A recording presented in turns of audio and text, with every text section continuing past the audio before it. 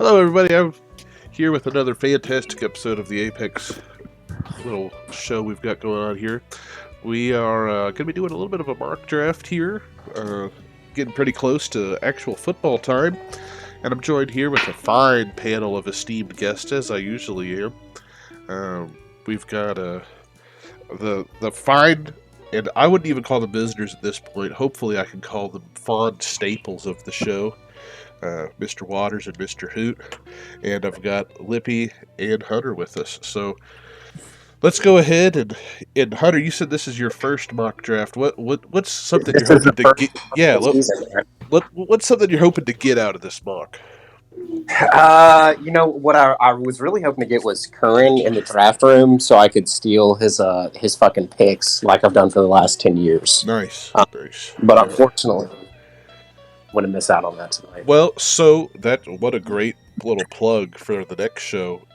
We are going to be doing a big auction mock next week that I think we're going to have a lot of people turn out for. And Curran's definitely going to be there for that one. And it'll be an auction mock, Hunter. So you'll be able to get your notepad out and take notes on that's what we need. On Curran's picks. So I'm going to go ahead and start the draft.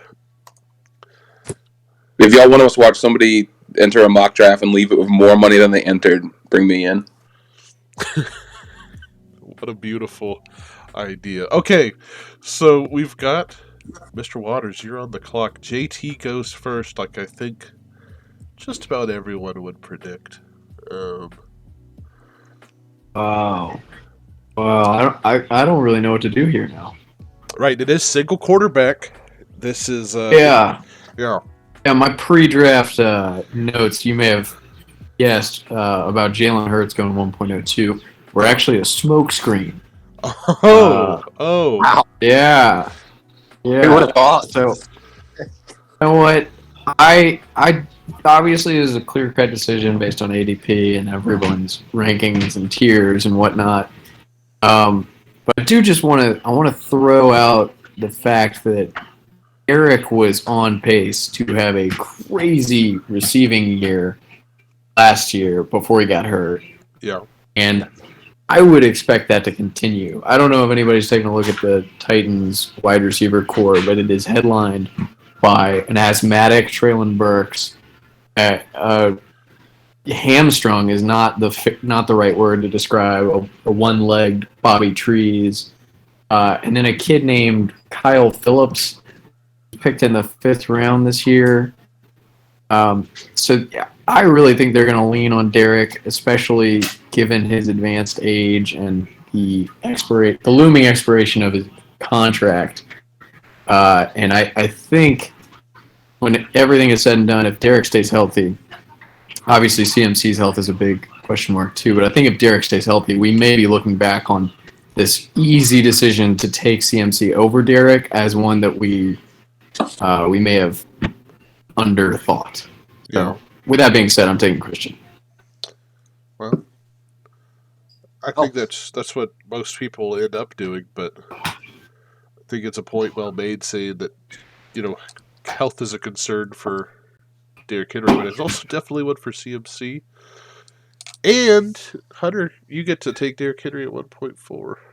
Smash. I'm going to smash that pick. Well, the best pick in the whole first round, Cooper Kupp, just went. So that means I am left. Ooh, Najee is not the pick there. Najee could be the pick. What is the pick here? This is so yucky. Is half or full PPR? It's half PPR. I feel like the pick is Diggs. Najee's not the pick there. Then. Diggs is the pick here. Everything else is very gross. Can we talk a little bit about, I feel like this year more so than others, it's as gross as I've ever seen after like the 3rd or 4th running back. Like there really is such a shallow class in this year. I think it's almost unique to the point that, I'm big on Superflex to begin with, but it's made, coming back and doing these mock drafts with y'all, which is really the only exposure I have to like single QBs. Yeah. Every time I'm shocked by how gross it is almost immediately. Like we're in the 1st round and it's already disgusting. Yeah. So It's gross. when you say the first four, would you include Mixon and Cook in that tier, or would you say after Henry it starts getting gross for you? I think after, I mean, I'm only feeling really comfortable through Henry, and again, I'm agree with pretty much everything Andy just said. I do think that the Tennessee plan is just going to be to ride him to the ground. I think Eckler, you still got to want every part of that offense. I mean, I think the first four are pretty clear. Mixon and Cook, I have some interest in. I think they're okay, but I think if you look back on years past, where like 5th, 6th, 7th picks, I don't know. Maybe it's just memories, or member wins. I don't know, member berries over here. But like, I just feel like it's gotten so nasty. And where are we on the 5th receiver, the 5th running back, 4th running back? Hold on. Yeah. I remember when Matt Forte was a 2nd-round pick after dropping 1,100 rushing yards or whatever. I mean, it would never be the case this year. That Matt Forte would be the number 5 pick overall. And with that exact same thought process, though, we're here at the 10th pick, and Alvin Kamara, with probably no suspension, is sitting on the board. Yeah. Yeah, Najee's night. Kamara. Are we so sure about the no suspension? The new lawyer. Let's get our legal analyst. We got Andy here, legal analyst. Come on, man. What's up? The new Houston-based law firm. What are we thinking here? He retained a Houston-based law firm recently. Yeah, he got the Deshaun Watson's lawyer. The Busby fellas. Rusty would make more sense. Rusty's a defense guy. Busby's. Let me look. No, not Kamara. I'm saying the dude who they beat up, the dude that got beat up in the Reyes at like 2 a.m. He got Busby on his team. Oh my goodness! Yeah, he just signed Busby like this last week. Oh my and Busby goodness! came out and issued a press release asking for like immediate, like the NFL was wasting time. How has I did not see that. How has Tony? I thought this was just criminal Now proceedings. just going after NFL players. He was almost our mayor. What a twist! That's got to be a lucrative business. Just targeting these NFL guys as soon as they fuck up and trying to get a big settlement. Well, the Kamara stuff. I mean, I don't know what's going to happen with that. I mean, the reports are saying he'll get 6 games, but who knows? How bad did he fuck this guy up? Wasn't it most? I mean, the photo of the dude looked pretty beat to shit. Yeah, he fucked the dude up. There's no way around. Apparently, the guy put his hand on his chest or something like that. The other dude, like the Bengals DB, hit the guy, and then they all like kicked him while he's on the ground. And there's a video somewhere. That his face is like a swollen basketball. Sounds like he had it coming. Yeah, it does look pretty swollen. Yeah. Do we know what he was wearing though? It was a hoodie with some Skittles, obviously a threat. Honestly, this looks like an Alpha Industries green bomber. I don't know if this is a contemporaneous photo of the outfit worn during the ass beating, but I cannot believe Busby has just risen to such prominence. The first time I heard about that guy was when he would park his tank outside of his River Oaks home, and the neighborhood association went to war with him over it. It's so funny.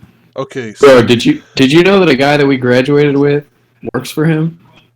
No way. Yeah. for the We have to take this offline. I gotta hear that. Yeah. Okay, let's see here. Okay, so King Hoot. Tell us the tale of Saquon this year, because it's what I'm interested in hearing. Oh man, I'm just all in. I'm all in. This is a year I'm calling the shot of like the same thing we we're just talking about with Derrick Henry, which is teams that are kind of in no man's land, just beating the shit out of their 1-star RBs and just sending them to die into the line over and over again. I really do think there's like several of these guys this year that. I mean, Saquon was always and is a talent. Do I believe that like the resurgence of Saquon's coming back, like some of the analysts would have you believe? Some of the hype, no. But I do look at that team, and I think, how do you convince yourself there's something better to do than give Saquon Barkley touches? I just don't see a path forward to them that doesn't include him in a featured role for this season. And with that being the case, at this point, looking at this group of RBs, where with Swift off the board, I'm looking at Javonte, who I still think is in more of a 60-40 timeshare than a 80-20 timeshare. Aaron Jones, who I do like, but I don't know, that whole Green Bay offense. That was probably the closest one for me here is Aaron Jones. Mm-hmm. Nick Chubb, not into it in a PPR situation, and with Jacoby Brissett as the quarterback. Yeah, that seems like to me the upside mixed with what I feel like is a pretty exceedingly high floor. I mean, the biggest fear there again is injuries, but you just can't ever predict injuries, and I feel like it's a fool's game to try to sit here and be scared off by an injury when any of these guys can have a twist tomorrow, and it is what it is. Okay, so this injury doesn't factor into your draft fear of him at all. Is that correct? Not really, no. Okay. Yeah. Is Josh Allen really worth it here at this 2-3 turn? Are any actual humans hitting that button and drafting him here? Josh Allen. At the beginning, this is a 1 QB league? 1 QB. 6-point passing touchdown. It is 6-point passing? Yeah, it is. Oh, that's interesting. Is that what Apex is now? Yes. Yeah. It's 6. Apex is 6-point passing? It was last year was the first year. Yeah. Oh, I don't even remember that. Huh. You could probably get me to pull it in the early third. But any takers in the second. He's got a second round ADP, 21.6. But how many humans are actually taking him there? I don't know. I picked Diggs and I still wouldn't at 2-4. That's way too early. And then Pitts over the tight end 1 of last year. Very interesting. Andy, talk us through that very interesting pick. It is a little interesting. Yeah, I'm about half a glass of white wine deep, so I'm going preseason highlight hype mode. Damn. Officially. Half a glass. Yeah. Normally I throw up by now, but I actually muted the microphone when I did that. But no, I mean, Kyle Pitts, I don't know if you heard, but esteemed Auden Tate was released by the Falcons today, which I really think clears a path to targets for Kyle. So that was what was holding him back. Yeah.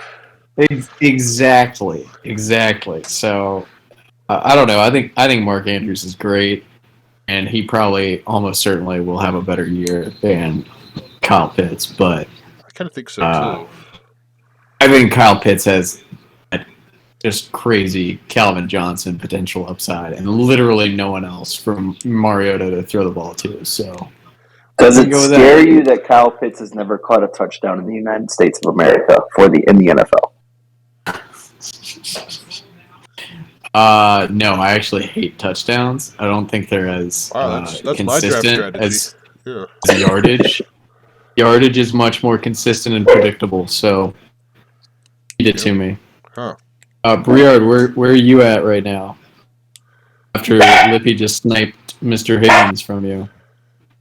I'm again constantly in awe at how much I dislike all of these running backs. Yeah. It's disgusting here. It is disgusting now. It's just so bad immediately. I mean, ETN's nice, but 3rd round price tag, early 4th just feels. Yeah. The receivers just feel a lot better than ETN right there. I think it's Josh Jacobs if you go running back. Dude, I don't even know if he's going to have that job by the end of the season. They just cut Drake, didn't they? Yeah. I mean, are we worried about Brandon Bolden and Zamir White? I mean, we've had a trend of talking about players that are going to get run into the ground. They're going to get everything they can out of Josh Jacobs, and then they're not going to re-sign him. They didn't pick up his 5th-year option. I mean, God, I love Michael Pittman. I love Michael. Yeah, I kind of like the receivers here are just so juicy. I like all of them. That's Is almost Pittman a top 6 wide receiver this year with Matt Ryan as his quarterback? No. Are we sure? I Are we think- sure? I think he and the guy I just drafted here both have top 10 upside easily. Oh yeah. But Like, are we sure that Pittman's not going to be a top tier wide receiver this year? No, I think he absolutely has wide receiver. Like I think he has top 10 wide receiver, not only potential. I think he's got top 10 wide receiver aspirations. Like that's what I think you're taking him hoping for. Right. I mean, he just put up a wide receiver. What did he put up? Wide receiver 17 year, only 129 targets. I mean, he'll get at least 160 with Matt Ryan this year. You'd think. I don't know about that. Well, I guess it's an extra week, but Nine targets a game with Matt Ryan, best quarterback he's ever had. I don't think he'll get 9 targets a game. What do you have last year? I think you got a quarterback who wants to hit the area of the field that Michael Pittman excels in. I think you're gonna have a lot of fun, Yeah. quick drag route, quick crossers. Like you're gonna have a lot of stuff that gets Michael Pittman the ball, gets Michael Pittman on the move, and It's a big man too. He likes his big. I mean, Julio's big.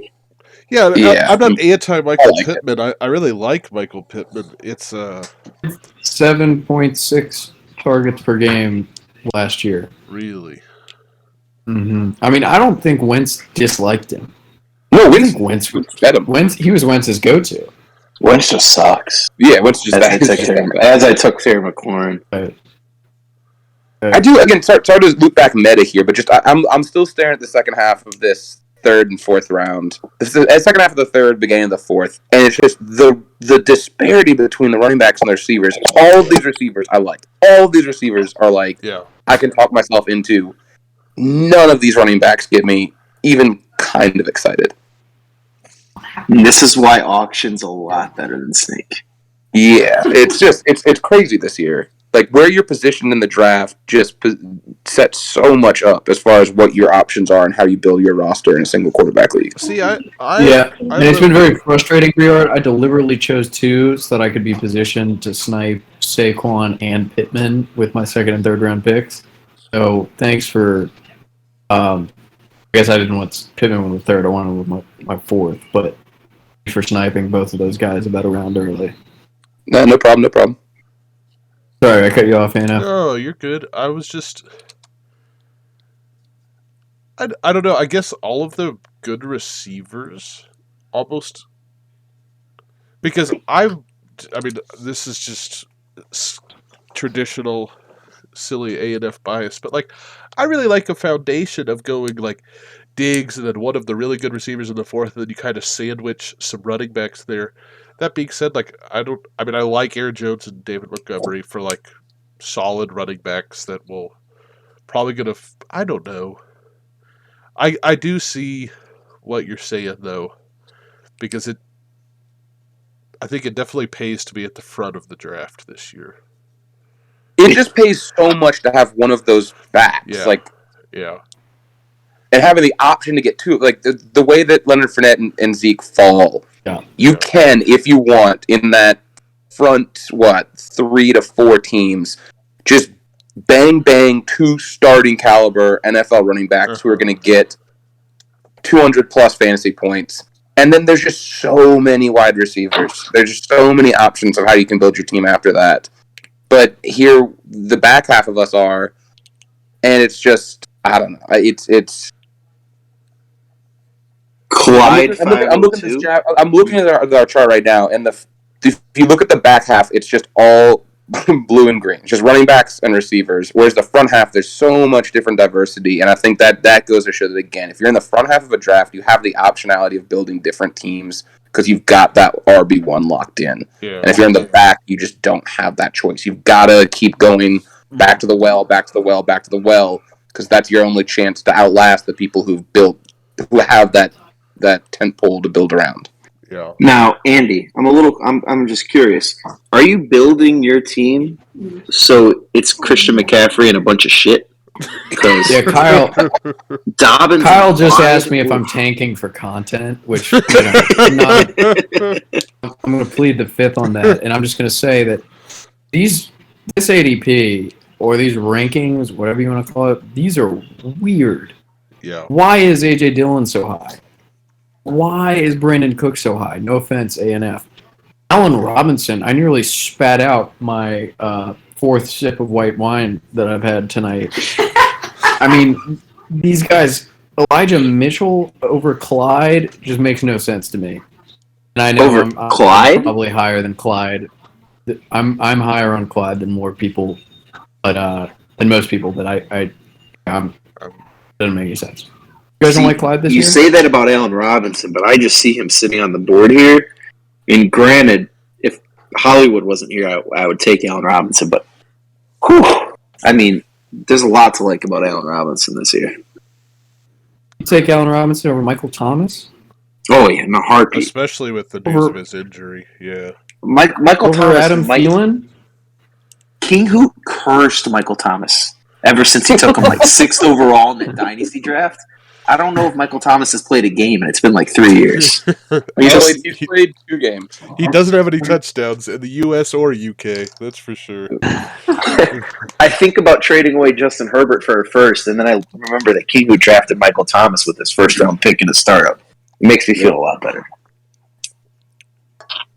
I will also say to King. Luckily enough, I was able to survive on all of your first-round picks for the next 3 years. That have really kept that team afloat for me. So thank you for offsetting my first-round woes. I'm glad I could help. To your point about the running back strength of the draft, though, it is so much easier to take a flyer on a late wide receiver, and you have a reasonable amount of confidence in your ability to identify good late wide receivers. It's so much easier to find a bargain wide receiver 2 than a bargain running back 2. So yeah, I'm going to reach for Clyde. I'm going to reach for Dobbins. I'm going to reach for these running backs that feel gross right now. The market is just weirdly low on them compared to previous years.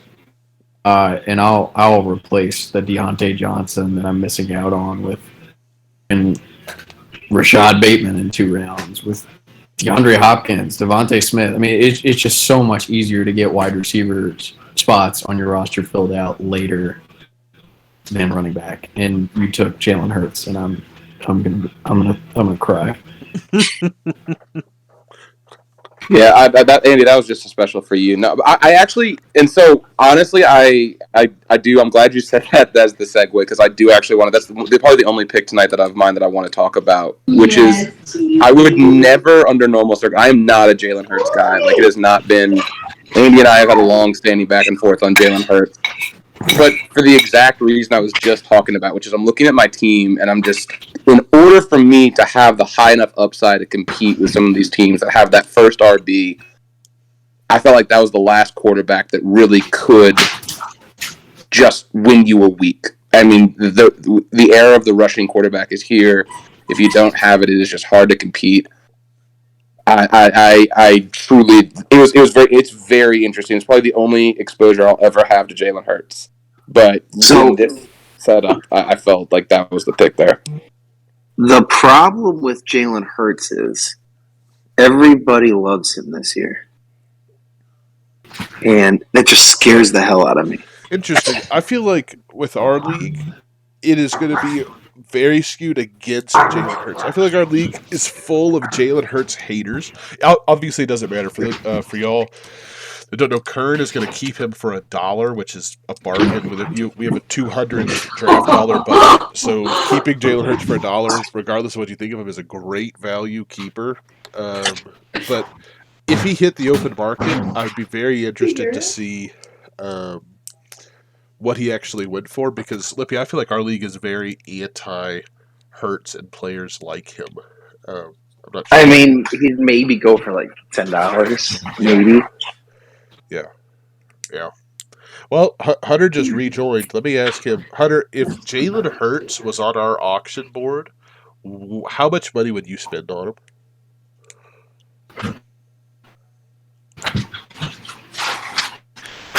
We're communicating by putting a message in a bottle and sending it over the Gulf of Mexico. So we'll get an answer on that later. But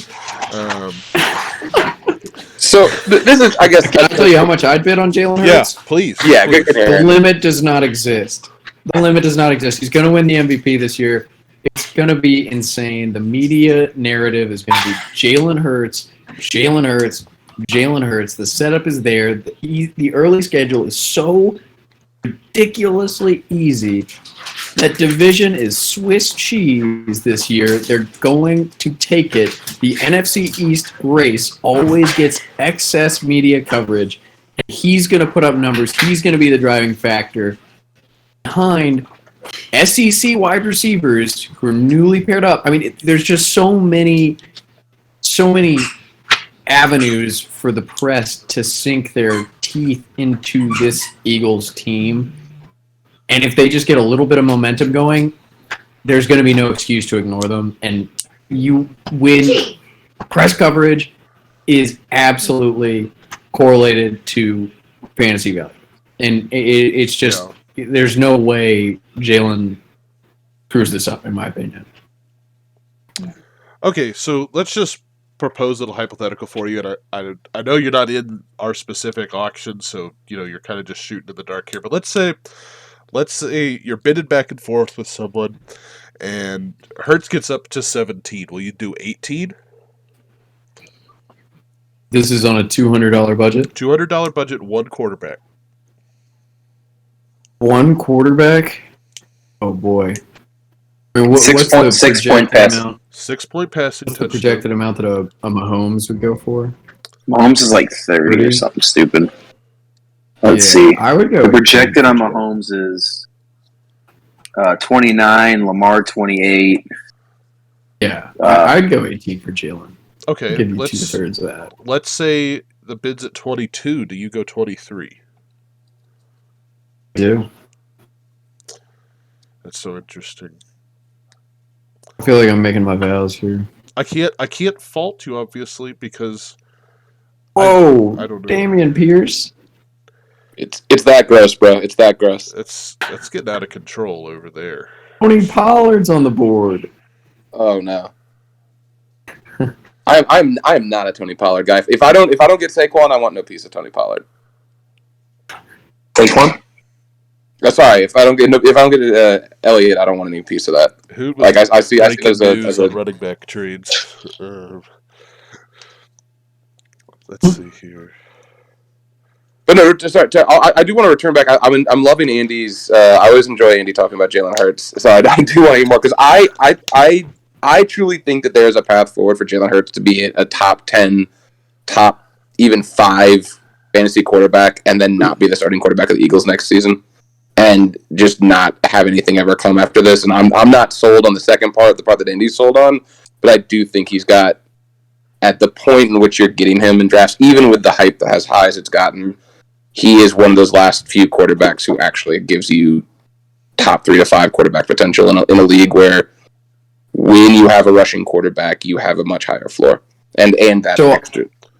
But I'm not going to go crazy on belaboring this point, which is my love for Jalen, but someone who's watched a lot of bad quarterback play from supposedly mobile guys like Marcus Mariota and Ryan Tannehill and Jake Locker. I feel like I have a unique perspective to explain to Saints fans what causes quarterbacks to lose their job. That's turning the ball over. And Jalen doesn't do that. He rarely fumbles for somebody who carries the ball as often as he does. And he's very, very, very smart when he's passing in late game critical situations. He does not turn the ball over. And his team needs him. He's very, very smart with those situations. He's not going to lose this job because he didn't lose the job last year. And I'll explain to you why. He has A.J. Brown now. In addition to Devontae Smith, the most prolific college wide receiver we've ever seen. Ever. That's his wide receiver 2. There's no way he has a worse year this year than he did last year. And last year, he was extremely consistent throwing the ball. He improved as the year went on, but he rarely had a game where he was below 50% completion percentage and just looked completely out of sorts. And let's just one more time remember, last year was his rookie year. He played 3 or 4 games his true rookie year. Last year was his first year playing a game, dissecting the film the next week, having an opportunity to implement the lessons learned in practice, and going back out there next Sunday, improving. And that's what he did all year. The problem is, I don't disagree with the thing you said there, Andy. But then I look at your mock draft you're doing right now, and you have Adam Thielen as your wide receiver 2. The guy's 33 years old, or 35 years old at this point. I think I used my wide receiver 2. It's not good. That's I'm pretty happy with that. No, I wouldn't be happy with that. But Hurts is probably going to have a great year. I think Hurts is too. And from a dynasty perspective, I think the conversation is way more interesting. Because with redraft, I think Hurts is going to have an excellent year. I mean, there's... See, but the thing is, if Andy's right about what he says and the Eagles are reasonably decent, they're not going to take a quarterback next year. I mean, they might. Are they? That's another aspect to it. Yeah. I still think they might. I think it's on the table for them as much as a 50-50 coin flip that they're looking to take a quarterback next year. I'm not saying that they're going to. I'm just saying that I think that the way that they've approached this season does not tell you that they are as sold on Hurts as Andy's case would have just made you. What they have to do to convince you that they are sold on? I think that they're sold in on this season, but I think that everyone, them included, is waiting to see how this season plays out. Yeah, because they should, for all the reasons you said, they should be a clear playoff. They should clearly be a playoff team, and they should be a team that makes noise in the playoffs. So anything that holds them back from that, I think, will end up falling on his feet, rightfully not or so. Yeah, let's say they make it to the playoffs and lose in the wild card. I think that would be probably a disappointment from management, or at least confirmation. I would be on the bridge. I'd be on the bridge. Side topic. Guard would be holding me back on. Rookie wide receivers. We've been spoiled the last bunch of years with some nice receivers, to start the year. And usually it takes a little bit for them to develop. But we got Drake London in the 8th year. And then you had, where we had here, Olave just went. Garrett Wilson went. Burks. I'm about to take George Pickens. Burks went right. Who's going to be Robert Woods? Yeah, who's going to be the top rookie wide receiver, do we think? Or are we just going to stick with Drake London because he was the highest picked and vacated targets? I thought it was going to be Treylon Burks for the longest time, but everything from Titans camp seems like he sucks doo-doo. So I really thought it was going to be him because, they obviously see something in this fella, and he's just going to be great. No other reason the Titans would start tanking. Yeah, I don't know. That's what you get when you put your faith in the wide receiver evaluations of the team that took Corey Davis number 5 overall. Fuck. I mean, George Pickens is having a hell of a training camp so far. I love Pickens. Juju's hurt right now. Maybe Sky Moore sneaks in there. Look at that MVS pick, though. Juicy. Back-to-back, MVS and Sky Moore. Wow. I mean, one of those guys is going to be a value. Yeah. Juju, I'm glad Curran isn't here because he was a big Juju poo-pooer. It's got to be MVS now, Lippy. It's got to be. Juju's missing practice. He's missing games. It's not good. It's got to be MVS. I don't think See, Sky Moore is doing anything this year. the problem is that MVS sucks. No, I mean, yeah, like that is his biggest problem in the NFL is that he's not good at football. That's really the only What thing about holding him Mecole? back. No, Could be Mecole time finally. they wouldn't have brought this hodgepodge of clowns in if they believed in him. I don't know if y'all remember. I think it might but just be- Mecole's the next Tyreek. I think it just might be that the Travis Kelce season. He's so old. Oh man. I texted with Kurt about this, and I got paragraphs and paragraphs about how foul a take it was. I am Hear calling the pain in your for voice. this is the death of Travis Kelce year.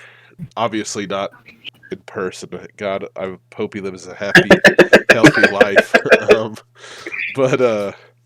Yeah, The only other people who listen to this podcast are going to end up being the police and the investigation into the tragic disappearance. just for the record, anything that happens to him, start in Kansas City. It's not me. Yeah, I was getting froggy with Kern, and I said I think there's a good chance Kelce, just based off the clown show they have going on the team right now, including Clyde, and I'm a certified Clyde hater now. I think there's a chance that Kelce's not top 6 for tight end. So, I already hashed it out with him, and he gave me a stern talking to. But I think there's a good chance that I've also predicted that the Chiefs lose the division. So, Yeah, I've said that.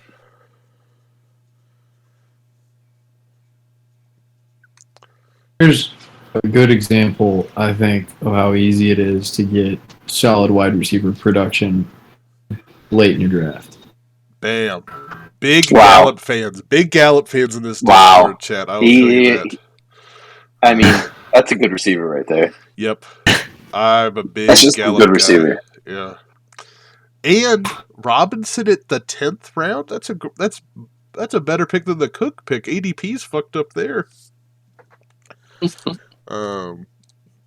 Because they're Wait, Robinson? Oh, Brian Robinson. Yeah. They're about to put Gibson. That's He's good. about to be handing out flyers outside the stadium. It's gonna be a great punt returner. It's very Just strange. preposterous, man. I think we've Preposterous. discussed this briefly before the descent has been further. So where did he go in this draft? All right, Antonio Gibson, ADP took him at 5'6". Is anyone taking him at 5'6"?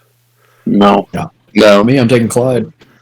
Yeah, Clyde over Antonio. Okay, Elijah Mitchell or Antonio Gibson? Mitchell. Elijah.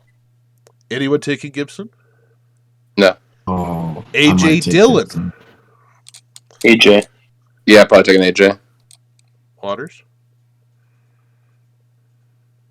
Oh, I'm taking Gibson. I'm taking Dillon. Kareem Hunt. Yeah, I wouldn't blame you. That's the line. Weirdly enough, I might take Hunt. I was gonna say I'll take Kareem. I actually think I'm taking Hunt too, man. I think if he gets traded, that could be awesome. Even not trade, even where he's at is good, but I think if he gets traded, it could be awesome. Back to Eagles talk. Miles Sanders or Gibson? Gibson. Whoa. That's. I think I might take Miles Sanders, man. I'm taking Miles Sanders too, and I hate Miles Sanders. Like the injury thing is the only thing that is keeping me from saying yes. Like if Miles Sanders practices on Thursday, then yes, that definitely. Let's assume health. Yes. The Miles Sanders. If Miles Sanders is healthy, I'm taking Miles. Yeah. If Miles Sanders is healthy, I might have taken Miles Sanders like 3 guys ago. Let me ask this. Let me ask this question. I picked him at 7'9". Chase Edmonds or Gibson? Edmonds. Gibson. Not even a question. I'm taking Chase Edmonds. That's probably where I'm at Gibson. What has Edmonds ever showed you? Look. Okay, what I want you to do, I want you to close your eyes, okay? All right, close your eyes. No pee-pee, all right? I want you to Eyes are closed. I want you to just imagine a white San Diego Chargers jersey. And in that jersey is a pale, pasty lad named Danny Woodhead. Okay? Now keep the eyes closed. Now I want you to slowly paint that Chargers jersey kind of a teal aquamarine. And really kind of darken up that pasty skin tone that Danny had. And you've got Chase Edmonds. Except here's the thing. When you open your eyes, it's the same person. Alright? And BAM! You've got a great pick in Chase Edmonds. It actually clicked onto the Michael Pittman Jr. tab on Pro Football Reference that I had open right before I closed my eyes. So when I opened my eyes, I actually did see Michael Pittman. He could I be guess that that's good. what Danny Woodhead crossed with. Yeah, that's their face morph. It's Michael Pittman. Has everyone here seen Nathan For You? Yes. Has anyone here seen Nathan For You? Yes. The guy that Nathan pays to make older versions of young people's photographs so they can find them when they're older. Oh, I've not seen that. Oh, it's fantastic. Terrible off the wall. Okay, well, so I guess Lippy, did you say you were on the Edmonds over Gibson train or no? In a heartbeat. Oh, let's go. I knew that's why Lippy's a fucking genius. The slander around Chase Edmonds is honestly the most bizarre thing I've seen this offseason. Someone's got to carry the ball for him. It's not going to be Raheem. I love Raheem. We got Big Matt Burrito believe. Does someone have to carry the ball for him? Does someone have to carry the ball for him? You're not giving Tua 40 passes. Why does someone have to carry the ball for him? Because Tua sucks. Someone carried the ball for him last year. And Tua sucks, and they needed someone to. Tua sucked last year, and nobody carried the ball for him last year. Yeah, but they've made moves. They want to be a real team. They're trying to do something. A bad timing, but they're trying. Were they not last year? They did. I kind of think I think Andy's being a little facetious, but I do think that the idea that they do just throw a shit ton, like live in short game, live in all quick passes to yak receivers. I mean that like how much of a running game does exist split amongst 4 or 5 kind of poo-poo backs? Gentlemen, this is perfect. Do you know who's going to be great at catching short little shit passes from Tua? It's Chase Edmonds. I'm not shooting on Chase Edmonds. I'm actually saying, like, how many rushing attempts do we think there are in this Miami offense? I don't care if Chase Edmonds gets 5 rushing attempts a game. I don't think that's where he's getting his fantasy points. I don't. I think he's going to get dump-off passes when Tua starts eating his glue stick and can't find Tyreek, so he gives it for a 5-yard pass to Chase Edmonds, and then they're going to do that song and dance multiple times a game. And are we sure? Are we sure they go that way with it, or do they go the way of the 49ers, which is where that staff comes from, and keep in the best blocking back, keep in Juszczyk, keep in the best blocking back on third downs to supplement their shit right tackle who can't protect Tua's blind side? So there's no bigger value in drafts than Chase Edmonds right now. Sadly, I won't get him in Apex because someone's going to bid like 25 on him. At the end of the day, Edmonds took less money in a prove-it deal to be with the Dolphins for 1 year. The only reason he would do that if he didn't believe in the coaching staff that just came in from the Niners, who run one of the best run schemes there is. Edmonds is just going to feast this year. And anyone who doesn't because he signed a 1-year deal? Smart man. What? Smart man. That is well said. Smart man. Absolutely agree. Smart man. Man is... I'll die on the Edmonds Hill. Because I took a job with the worst law firm in town. It's because I believe that law firm really has a practice area that suits my strengths as a litigator, and there's no way that they're gonna ice me out. You took a job with the worst law firm in town for a bad contract. Because no one would give him a long-term deal. But he got offered better contracts. He said, "No, sir. Let me go with this." What's the guy's name? whatever the hell the dude's name is from the Niners. He said, "Yes, sir." McDaniel. There you go. What better deals did he get offered? What better deals? I mean, I know just by the size of the depth chart, I know the Texans offered him something. He had to get some kind of offer. No, but I don't know. I do. Let's look. Let's see if it's on his little. Wait, he took a 2-year deal. Even better, they believe in him. Is it like a 2-year, $6 million deal? Yeah.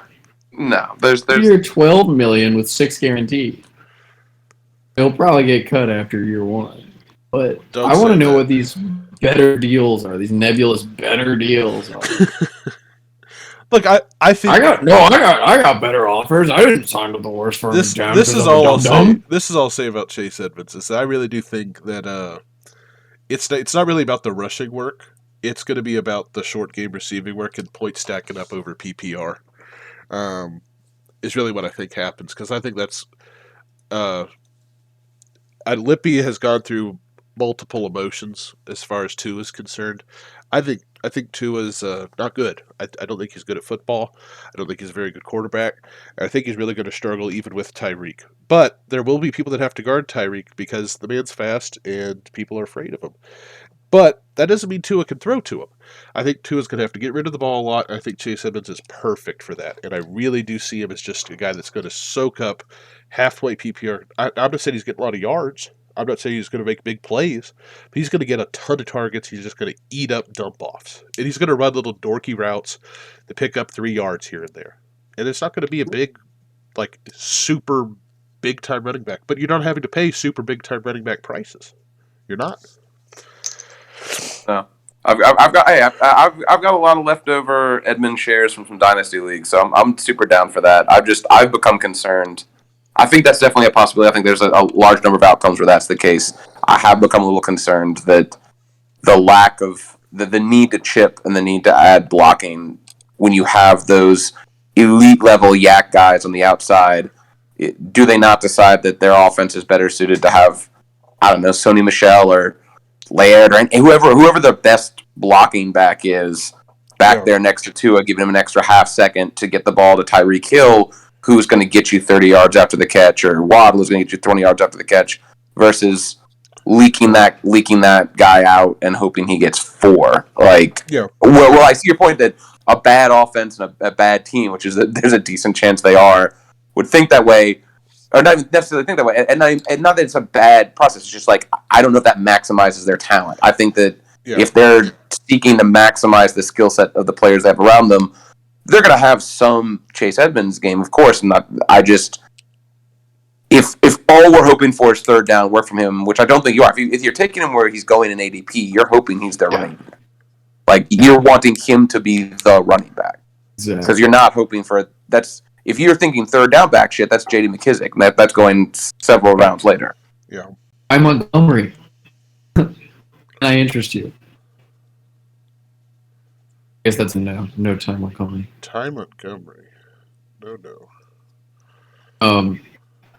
Yeah, no, he's going ahead of. He went ahead of Ramondre. You took him ahead of Ramondre here. What? Easily. That's Ramondre isn't going to play. We can't go back into ANF's bad Patriot running back pick. Yeah, that's why Damian Harris, he wasn't available. So obviously I didn't take, the guy that carries Damian Harris's pads around. I mean, come on. Yeah, I mean, Ramondre, understudy for the elite running back that is Damian Harris. Come on. Everybody knows this. We got to stop joking about this, guys. We've had so many jokes where everyone's like, "Oh, A&F, Ramondre's really good, and Damian Harris is not." Oh, come on. I know you all get together and playing out that little joke. So, but yeah, I'm not an Edmonds guy. I'm not an Edmonds or a Damian Harris guy. I'm not in any of these running backs drafted after. You're not in any of these guys' guy. No.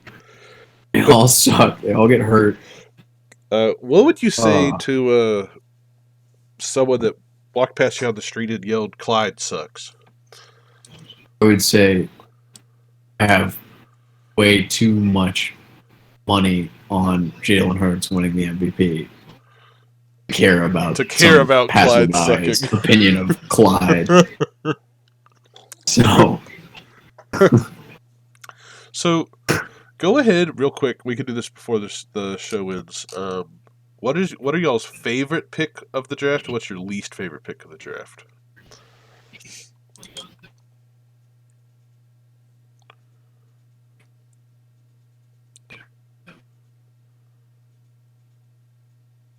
Do we want to do favorite? And then Yeah, just discuss least favorite. Any one person could just do both, and then we'll just kind of go on to the next person. Well, I'm thinking I could do my favorite now, and then maybe we could all each do our favorite, and then we could all each do our least favorite to give us more time to look at the draft board. Yeah, we can do the favorites. My favorite is Javonte. Yeah, I think Javonte. 2-3. Yeah, and he's going to be so good this year. What do you think Melvin Gordon's role will be? Same thing as last year? Do you want to give a percentage breakdown? You don't care. Okay. I don't even care. Javonte is gonna eat. Melvin is too old. He hasn't been good for a while. I think he's already fumbling in the preseason. Maybe I saw the wrong number on the Broncos player. I saw it fumbling in the highlights, but I just think this is a classic case of Javonte is the young guy with fresh legs. He's talented. He showed all the things you want out of a running back. Contact balance. Never stops his legs moving. He's got great vision. He's elusive in the open field, but he also invites contact and dominates at the contact point. He is maybe a top 5 running back in the league based on talent right now, given the advanced age of guys like Mixon and Cook and Derrick Henry. I mean, there's a chance that 2 of those 3 guys just have lost a step, and we just don't know. And Kamara might get suspended. Who knows?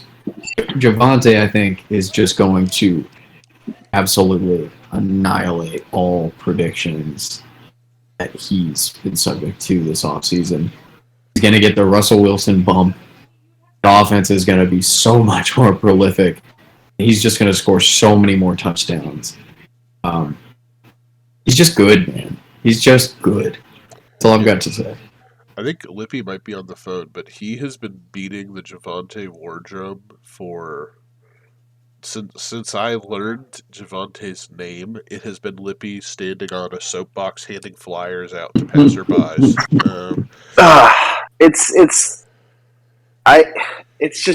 like you said. You look at it, you see all these older guys that are getting older. You see Javonte in his second season at 22. He just got Russ. If you're going to say Melvin Gordon's the reason that Javonte's not going to have a great year, I was just asking. Melvin Gordon. I wasn't saying it's lazy anything. At the end of the day. Melvin Gordon's nothing. Javonte, dare I say, he could be the RB1 this year. I mean, I think that's totally fair. The RB1 always comes out of nowhere. It's always a young guy. It's always somebody who has fresh legs. It just is. Javonte's really stacking up to be that guy this year. You watch him run, and you're just like, that guy is a running back. I don't want to try and tackle him. Now, all the guys on this list, he and Derrick Henry are probably the 2 who I'd least want to try and tackle. Hold on just a second. Lippy, I think Javonte Williams is awesome. And I think he's going to be killer. And I don't think 2-3 is a bad spot for him at all. But what do you mean that guy's a running back? That is some Joe Buck shit right there. What the fuck? You see Miles, if you watch a game and you watch Miles Sanders try to hit a hole, it's like Trent Richardson, just a little smaller. You see some guys hit the ball. Miles Sanders is your example of someone slow to hit the references today. Miles Sanders to Trent Richardson, Danny Woodhead to the references today are out of pocket, completely out of pocket. Chase Edmonds is. I'll give you James Conner, but Miles Sanders. I used to love Miles Sanders. He's just burned me so much. I traded Zeke for him last year. Miles Sanders sucks. Well, that's He actually does. that Zeke reference. I'm going to go ahead and jump and get this thing back on the rails. The Zeke reference is an excellent transition to my favorite pick, which is Zeke at 3-1. Like, Yeah. the Zeke hate is completely Ridiculous. gone way too far. Like that is a legitimate.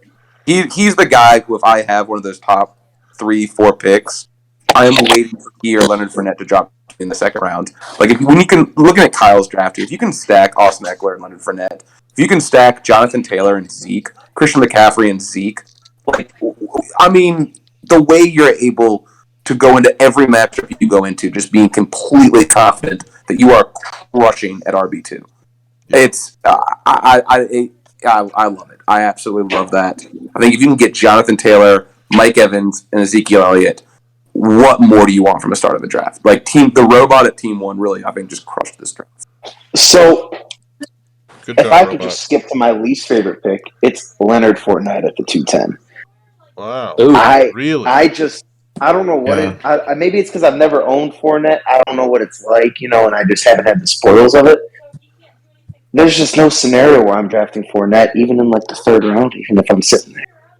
I just won't touch him up. I'll pick You wouldn't somebody take him in else. the third round? I mean, when I he's just when he's been healthy, and the starting running back of a team, he's had running back 9, running back 7, and running back 6 seasons in PPR.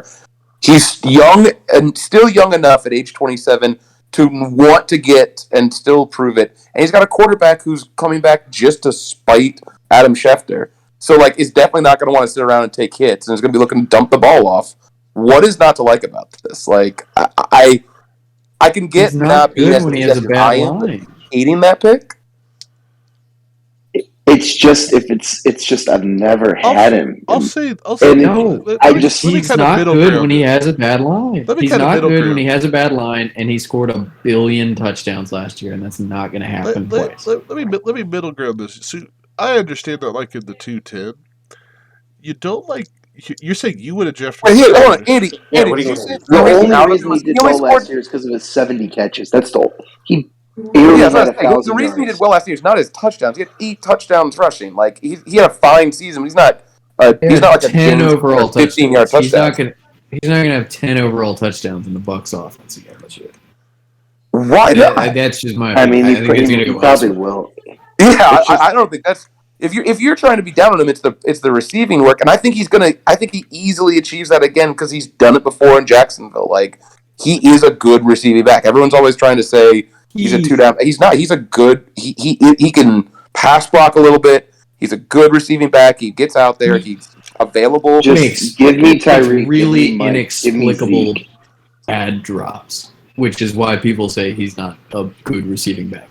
He's not as reliable a receiving back as someone like Zeke or one of the guys who are more traditionally known for that role. I am with you. If he gets the same number of receptions, like it's going to be hard for him to not at least return some semblance of investment at the late second round, early third round turn. But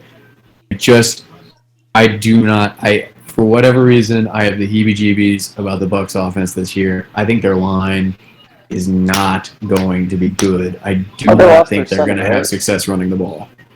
And Leonard, This is the. I think as Wise ANF was discussing earlier with a much worse player, Chase Edmonds. I think that this is a pass catching. Like this is a dump off play, and I think he's primed for dump offs. I just and that is something Then you're taking him. You're taking that guy in the second round. Yeah. Zeke. After him and Zeke, it is. Again, think about that. Who are you more comfortable? Like, I don't know. Like, you are again. You had this pick. You were in this position, so you were more comfortable with Tyreek and Pitts. Mm-hmm. Yes. And then doing the J.K. Dobbins, Clyde. Like, again, you're higher on Clyde than I am. J.K. Dobbins isn't going to play until week, I don't know, whatever. He doesn't look like he's on track for week 1. That's a scary thing. That's too scary for me. The comfort that I would have sitting there with Christian McCaffrey and Zeke, or Christian McCaffrey and Fournette, versus waiting on J.K. to come back. Maybe you have a higher ceiling than me with that setup, but I love the floor and I love the variability and like the comfort I have in the rest of the draft once you've locked up those two elite running backs. Yeah, but you've locked them up for week one. These are guys who have tons and tons of mileage on their legs, and this is how the decline starts. You start racking up those soft tissue injuries, and you miss a game here and there, and then all of a sudden your ADP starts falling, and you're not reliable, and your team doesn't want to extend you. We are in the the running back's pre-decline getting stage. Hold on. Running back life cycle for both of these guys. The running back getting old thing has gotten, again, completely out of hand. I understand we play a lot of dynasty and everyone wants young running backs, but these guys are 27. Dude, they're 27. That is historically the year they fall off. I'm not saying I'm not touching 27-year-old running backs. I'm just saying these two guys specifically have demonstrated histories of soft tissue injuries. They have soft tissue injuries, a ridiculous amount of mileage. So let's Andy. The question here is: will you come out of a draft with Fournette ever? No, I will not. I mean, amen. Me too. So Fournette, it's that simple. You're talking about games kind of adding up and missing games. He missed 3 games and still finished his 6th running back PPR. Let's see, Alexander. It's just. I will never own Leonard Fournette. I don't care. So you said you wouldn't pick him. Let's say he's available at 310. Do you pick him? I'd probably go Pittman or Higgins and more, and Sutton. Because I've already got Kamara and Javonte there. Yeah, that's absolutely wild. That's just absolutely wild. I mean, I'd consider it, but if I have 2 running backs already, Kamara and Javonte, I wouldn't do it. I would much rather have Zeke than Liddy, but to suggest that, like, I don't know, man. I think Liddy's in it to win it. I mean, again, these are running backs in the middle of their second contract who are good players, former high draft picks, on good teams and offenses that are gonna feature them around the goal line, that are gonna give them passing work, that are gonna it's just like, what more do you want? What? And again, Andy, I'll hear you on soft tissue injury, but I mean, maybe because you already had Christian, you wouldn't want to go into it. But again, Leonard has not missed. These guys haven't missed a ton of time. Like, they've got a lot of mileage on them, but some dudes are just. Especially if you're going to pair that with J.K. Dobbins wide. Yeah, I'm not worried about that. Not a lock to play every single week last year. Am I wrong about that? I feel like he was literally banged up all year, and that's what the truthers are using this year as an excuse. As a reason to argue that his ADP is... I'm actually pretty sure you are correct in that he was fighting with injuries throughout the year. Zeke? Yeah. But again, he's still... I mean, I get your point that he had injuries, but he played through them, finished as the running back 7. Like, what more do you want? I want a running back who has fewer touches on his mileage. I don't know. In Dynasty, maybe not in a season-long redraft. I just think if these guys were 29 back in the 30-year-old running back cliff, the days of that, sure. Maybe even maybe after next year, you're right, or maybe I'm a year late on it. But like, I don't know. I still feel like 27 is still plenty young enough where I'm not really scared of the follow-up, like the breakdown then. You want to know how old? You want to guess how old Le'Veon was during his year with the Jets?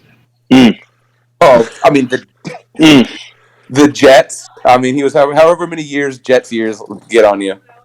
Those are literal dog years right there. I mean, oh my goodness. He was 27 after taking a year off, and he came back and averaged a robust 3.2 yards a carry.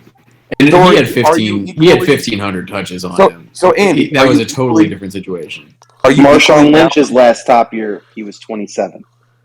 Was right after his year 27 year was his last time he was even remotely relevant.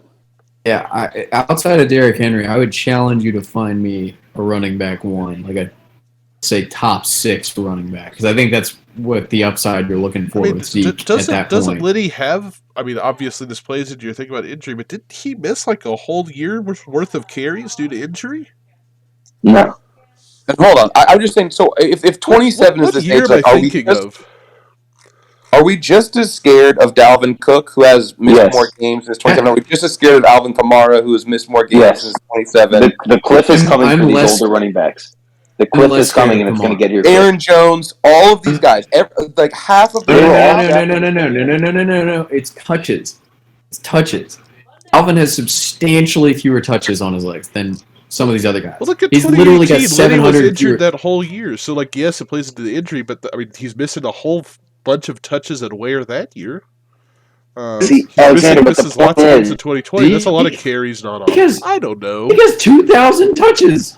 Zeke has literally 1,980 touches over his career. Kamara has like 1,200. 1,285, I think. ANF, the thing is, like I said, though, there's just no world where I'm going to own Fournette in any draft. Well, okay, well, so that's year. that's fine, but I'm saying the pick isn't bad. I understand To me, it is. if you're personally that's your worst pick.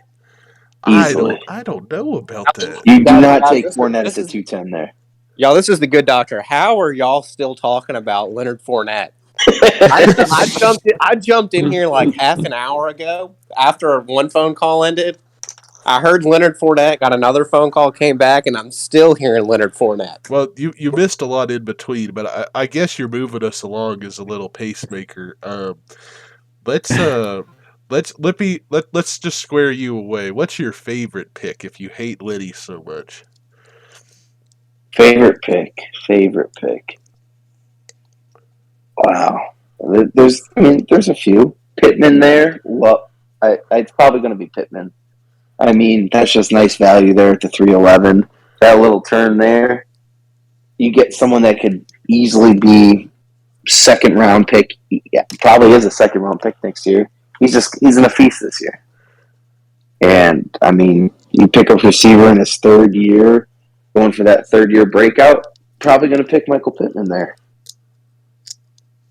So great pick, Hoot. Thank you. Yeah.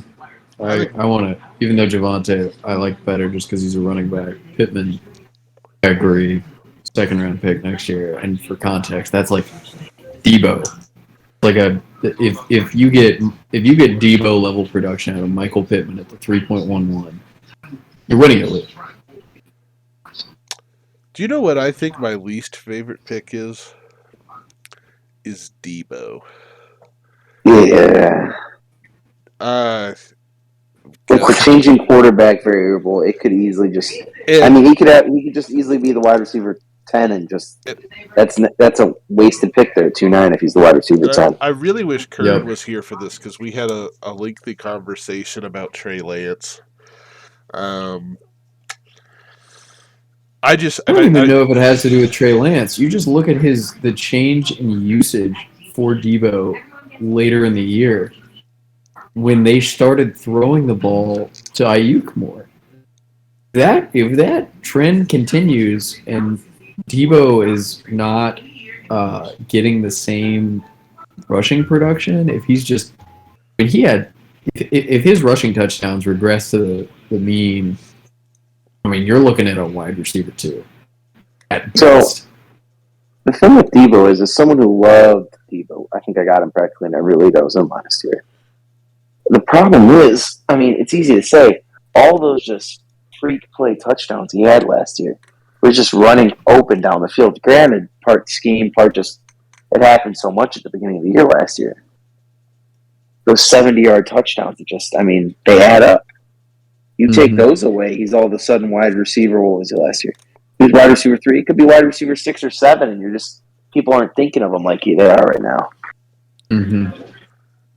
And I don't think Debo's going to lose anyone a league drafting him there, but I am just going to hard pass on what I think was a crazy. Like, I am just for bias declaration, I am keeping Cooper Kupp in our auction league for $20, And I'm so much more confident in Cup putting up another top 6 wide receiver performance than Debo Samuel.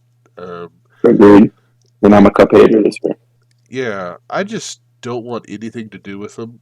And I guess I'm trying to find where I'd pick Debo. And Just real quick to hop in, and this one goes out to Kevin who's missing this. You guys are absolutely crazy. Devo is a straight up savage, and this is now the highest on the smartest offensive coordinator team, who's found multiple ways to make him score from all different angles.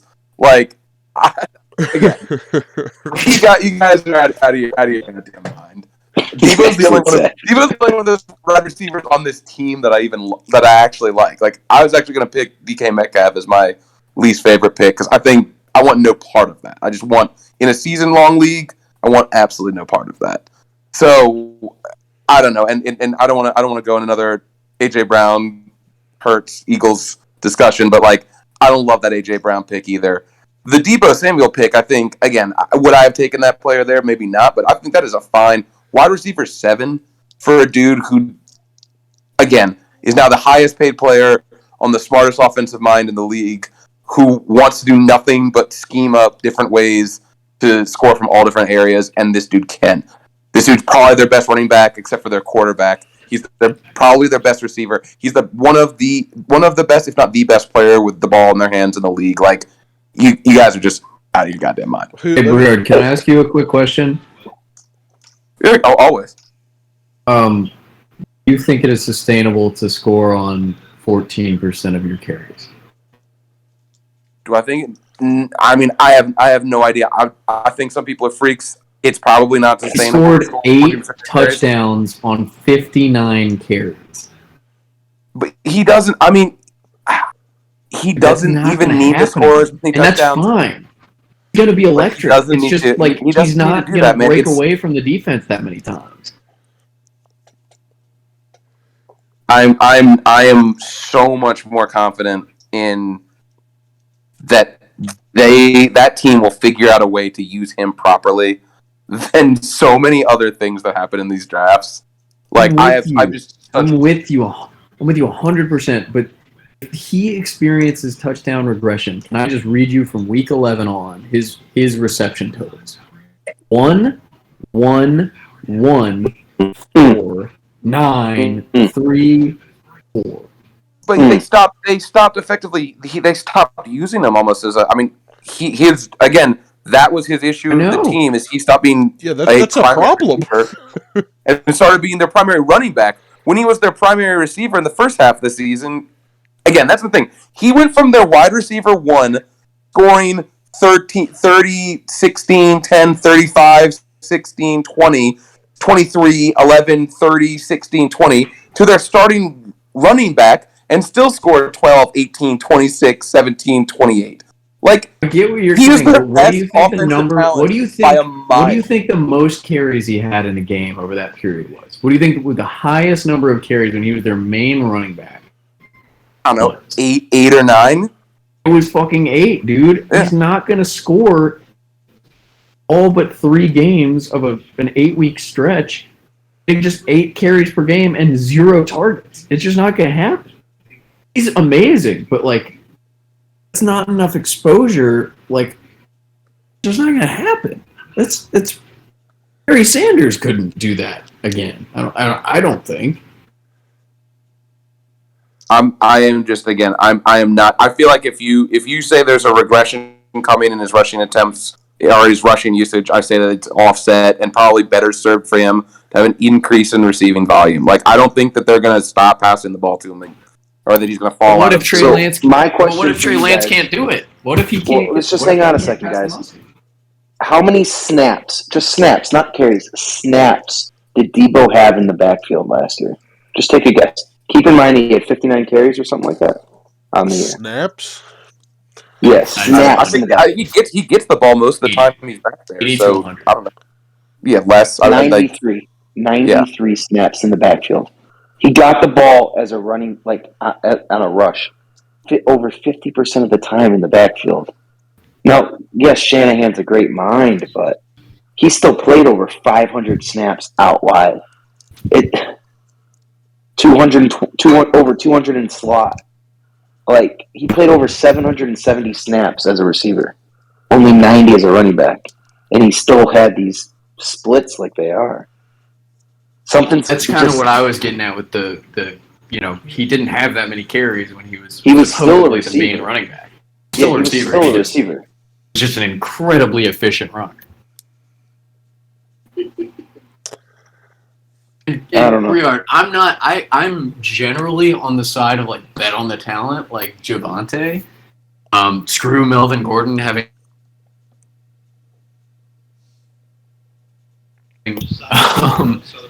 But here, I am so wary of touchdown regression.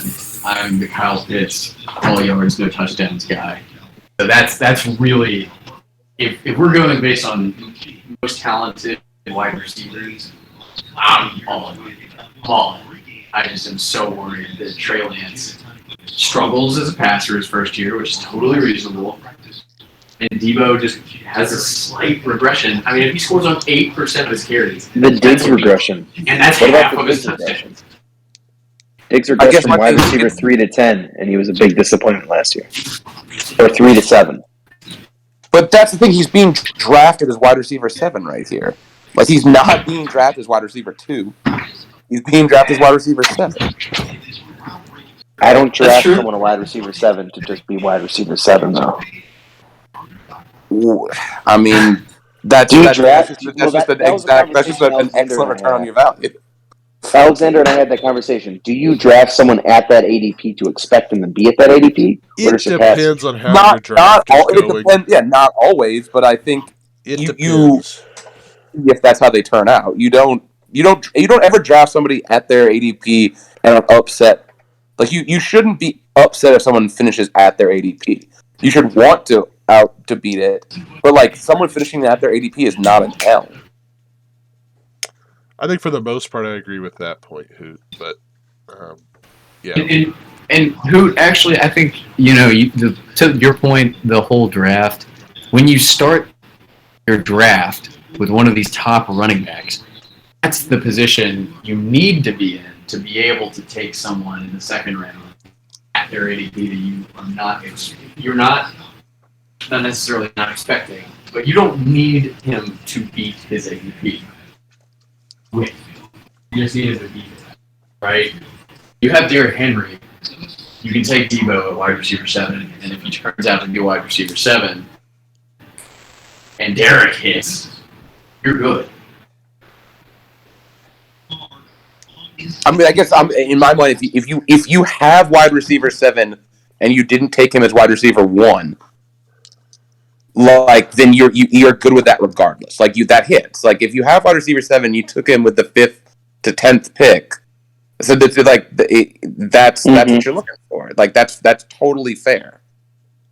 I guess the way you kill yourself in the second round isn't by getting wide receiver 7 as the 7th pick, as the wide receiver 7 pick. The way you kill yourself in the second round is aiming for wide receiver 1 and getting wide receiver 17. Yeah. Yeah, I would agree with that. That's fair, but I think that's closer to what you're getting here. I think that's closer to what you're getting here. I think you're aiming for wide receiver 1, and that touchdown regression comes for you and shaves fucking 40 points off his total. And yeah, I don't know. Maybe I'm totally. I mean, let's see. If he shaved 40 points, off his total last year, he would have had 290 PPR points. So what would that have been? Like, what would 290 PPR points would have been in receiver finishes? I feel like it would have still been top 5, probably. Yeah, it would have been, Keenan was 10 with 257. It would have been more than Stephon Diggs, and Stephon Diggs was 7. So it would have been wide receiver 6. So if the regression you're saying comes, he finishes as wide receiver 6 or 7, which is where you just got him. I don't see how that's the worst pick in the draft. That's fair. Well, Hoot, let's do your worst pick then. Let's go ahead and do that. Well, or did you kind of already say it? My worst pick is DK Metcalf, which I said earlier. Which maybe I'm a hater. Maybe I don't believe in talent. I don't know. In the long run, in a dynasty league, I'm not as out as I am in a 1-year league. I want no part of. I just don't know what about that Seattle passing offense is supposed to make me feel like I want any piece of that this year. Nothing there. So when you're taking him at 5'4" ahead of, I just think a lot of players I'd rather have. Where would you take him if you don't mind me asking to put you on the spot? Metcalf. Yeah. Oh man, I take him. I'm not even going to look in the fifth round. I'm looking at the round behind it. I take him after Brandon Cooks. I take him after Amon-Ra St. Brown. I take him right here in this bet. You would start to talk me into him. I kind of like Darryl Mooney a little bit more. Maybe Adam Thielen, like around that. Okay. Would you rather take the Hopkins stash or Metcalf in redraft? You say Hopkins, Briard. I'm gonna lose it. I think that's a high pick for fucking Hopkins. Like, I mean, you're waiting 6 games. Yeah, I'm taking DK there. All right. I'm trying to think after. I'm looking. I'm looking past Hopkins.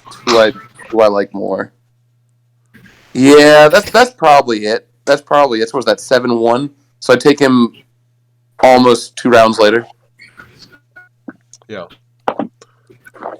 So I mean that means I won't have any DK Metcalf, but I just don't want to. I don't see. Yeah, I don't see that returning.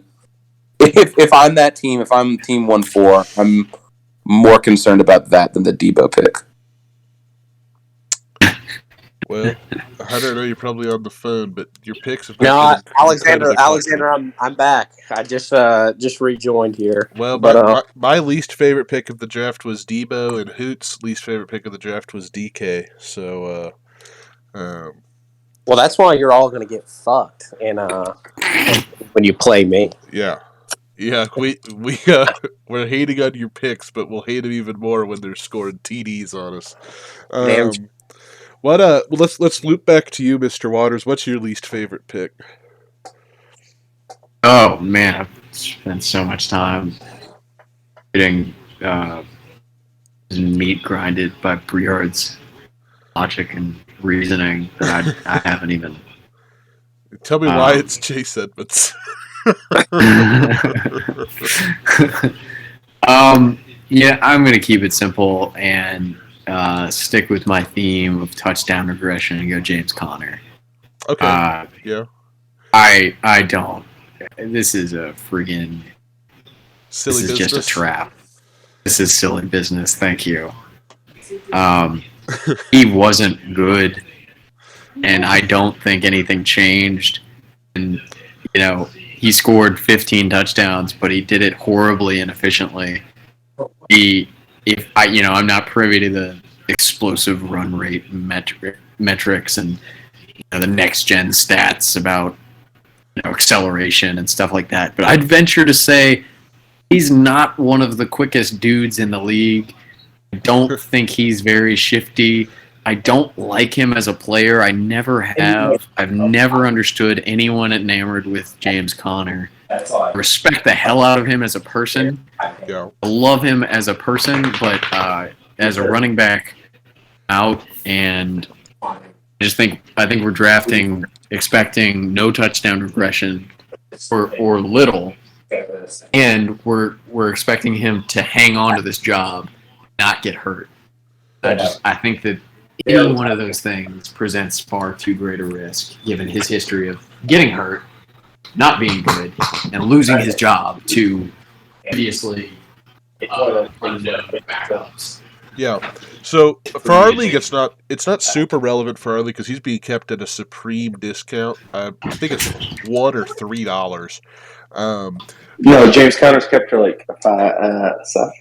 $7? Yeah. Okay, well I still think that's an amazing deal. Where would y'all think is an appropriate place to take him in a redraft if 3-7 isn't the spot? Probably.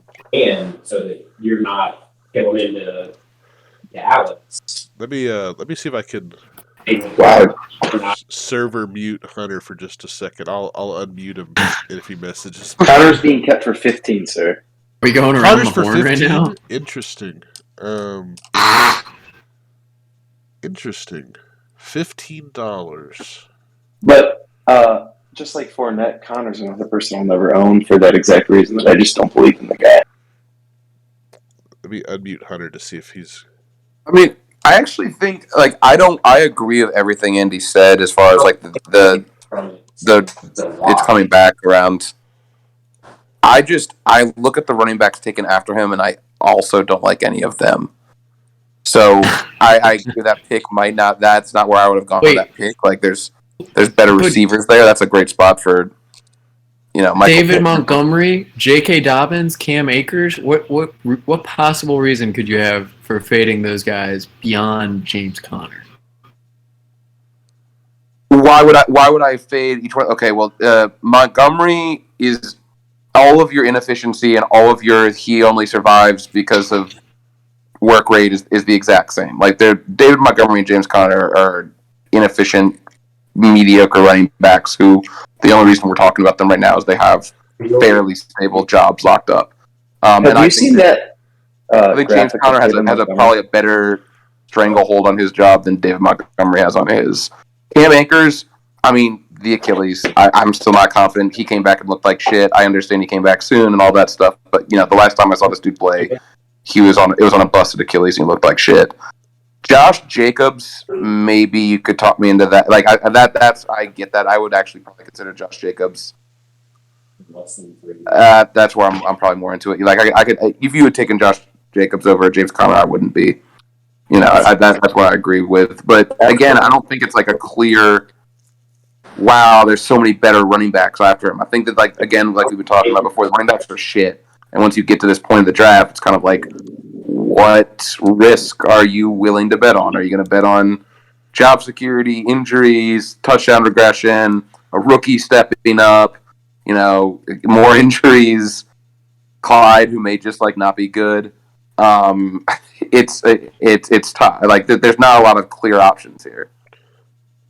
Okay, to just quickly respond to your running back assessments, Monty is a legit receiving back. If we're going to talk about Lenny and we're going to talk about Chase Edmonds, I mean, Monty, even though he was really inefficient last year and his rookie year, admittedly, he's better than that, in my opinion. I mean, he really made his hay in late 2021. He was facing Swiss cheese defenses. If y'all remember, that was like the second half run that propelled a lot of his fantasy managers to titles because he just came out of nowhere.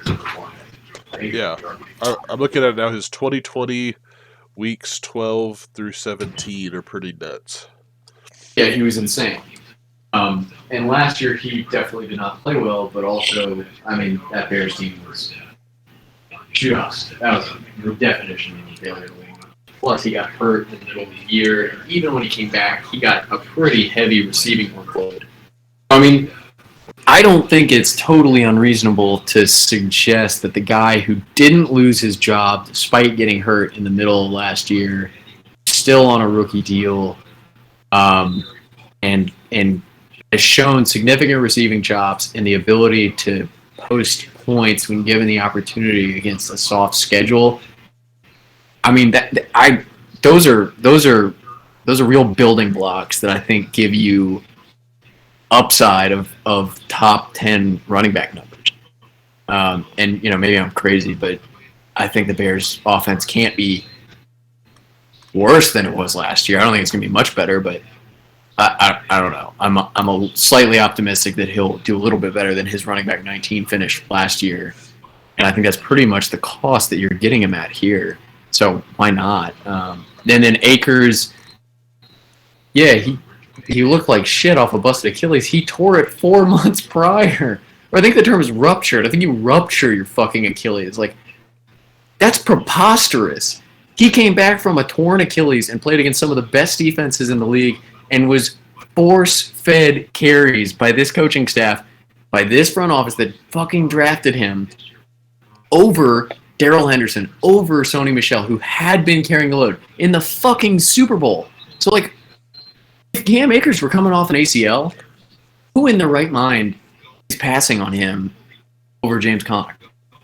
What is the difference? has like if Achilles' recovery science has caught up, or at least closed the gap on that of the ACL, like who's not taking Cam Akers in the second round? I love Cam Akers again. Thank you. Wow. I mean, I do not like Cam Akers just because I'm scared, but I would take him over James Conner.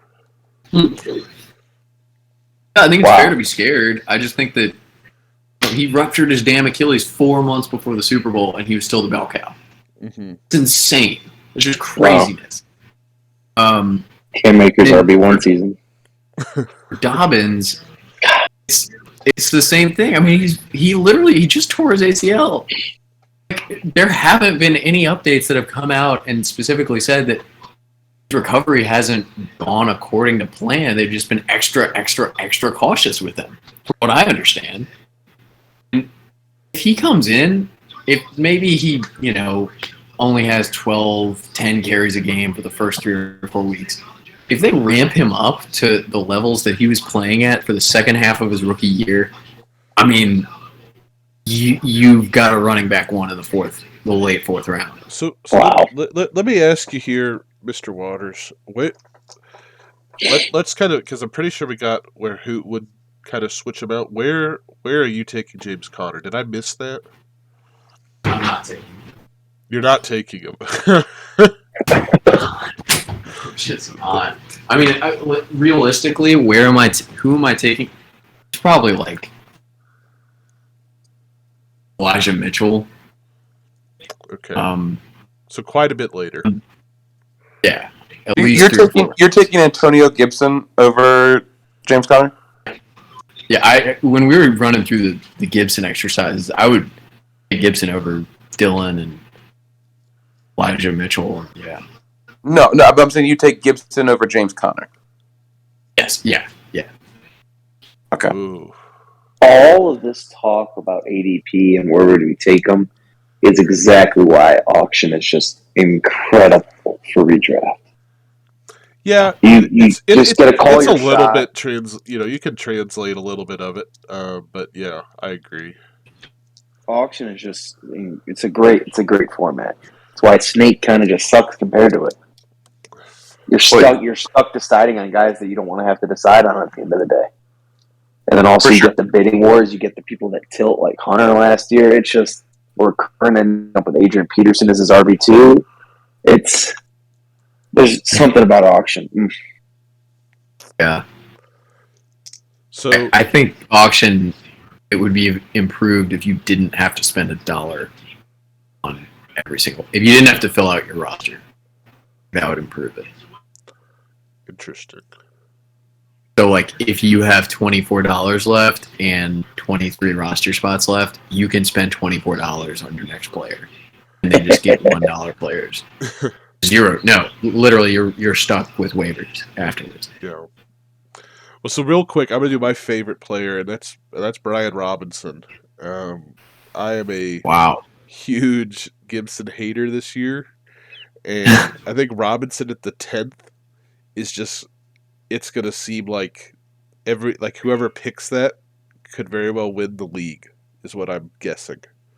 I mean, not Andy, but another person, maybe. Right, yes. Exactly. Yeah, because they're gonna need to have something a little better than Clyde and J.K. Dobbins, but almost any other team composition. I think it's gonna be incredible. I mean, there's like I was saying that he's gonna be. I mean, Antonio Gibson, nothing against the person at all, but I mean, there's a good chance he's got the the bucket with the strap and the hat, giving cold beer out at section 611. I mean, they're just not going to need him on the field. So, and you're getting him at just rock bottom prices for someone that's I think going to get just a ton of work, and it might not be immediate, even though I think it probably will be. I mean, hell, taking him over Ken Walker. Yeah, absolutely. I would take him. But I wouldn't take him over Chase Edmonds. Big Chase guy. But I'm taking. Let's see. I'm trying to look at those running backs. You're taking him at 7.85.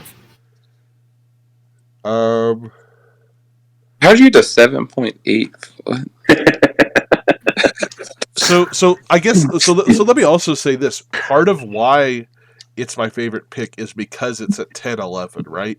So like it becomes more of a conversation if you're talking about him in the 7th round. I think that it would not be inappropriate for him to go in the 7th, but that's not where he's going. Right. So If let's say his ADP jumps up and he's in people's queues and he goes in the 7th round. Are you taking him over Cordero Patterson? Absolutely, yeah. How do we feel about Cordero this year? I'm still in. I'm gone. Corduroy, I put him up in the closet.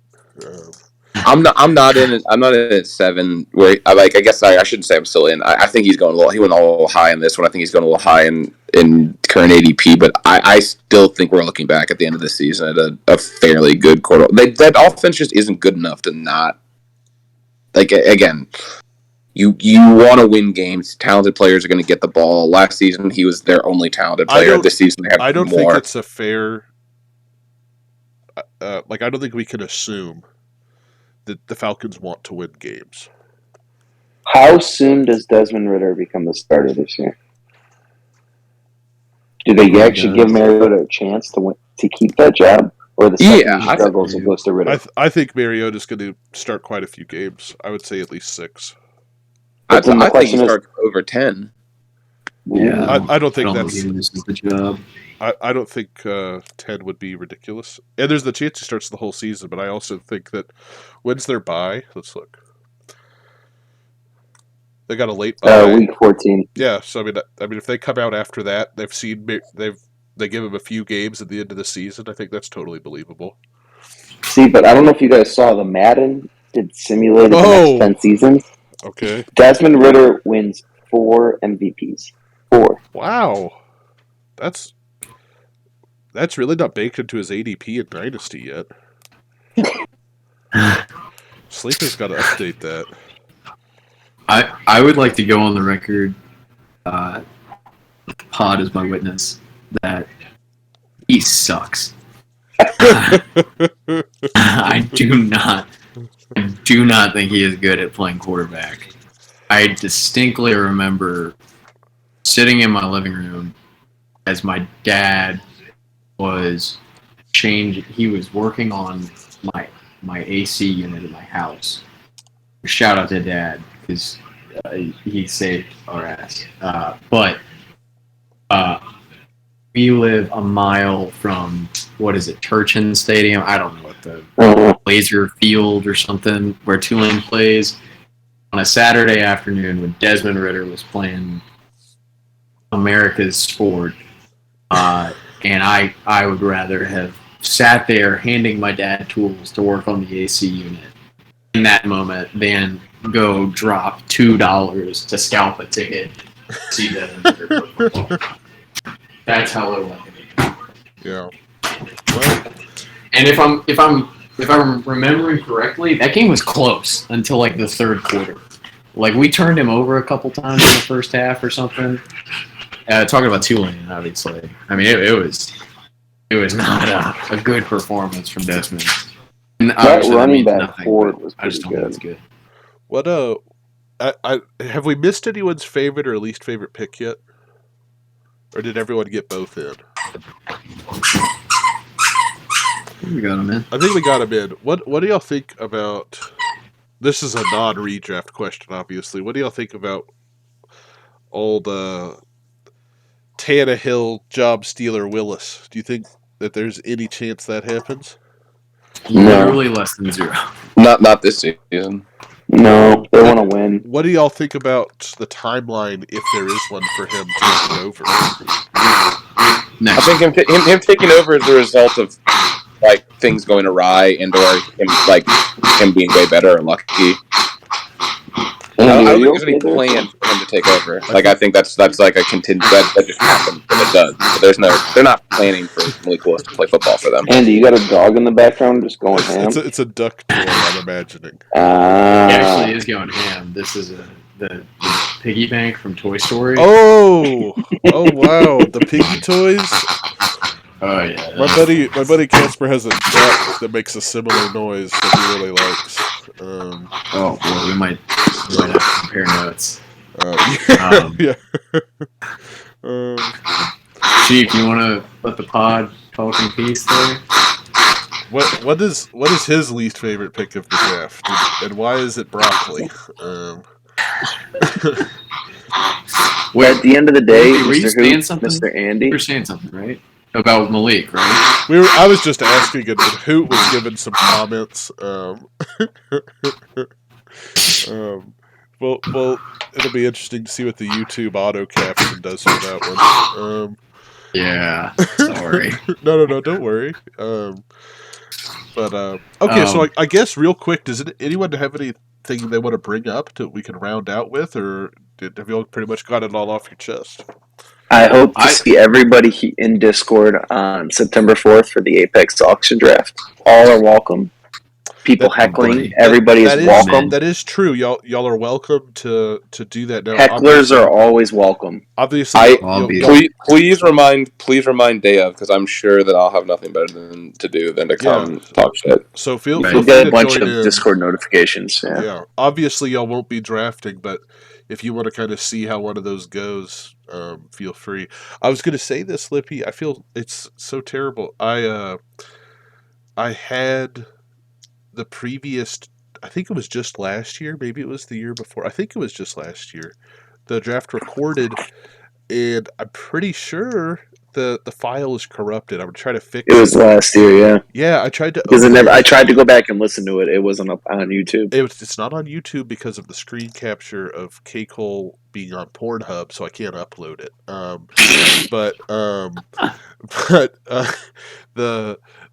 The problem is the file's corrupted. I'm going to be really sad if we've lost that file because it's hilarious. But I'm really excited I'm going to try and upload this one and try and say no. Or I'll get it to where it's just the draft board and not the Discord capture. That way we'll be able to upload it for sure. But nice. Yeah, so anyway, so that draft is September 4th, the day before Labor Day. And we are going to try to have a mock auction draft that we would love y'all to mock in next Monday. That's like 6 days from now. I'm in. Yeah, I'm definitely in. What is that? It's the 29th. Monday the 29th is what we're thinking for that. Probably around the same time, 8:15, 8 o'clock, 8:30. I'm not sure which yet. We'll send out drop it. Send out a notification. I'll be there. Yeah. Okay. Cool. Well, I think that just about winds us down. Any last thoughts, real quick, before we take off here, gentlemen? I think for the same reasons that Cam Akers could be a steal, we might be looking back at James Robinson in the ninth and saying, "What the fuck were we thinking?" That's so interesting. I just want James Robinson to get another contract and to be successful. I don't know where that puts me in terms of his fantasy value.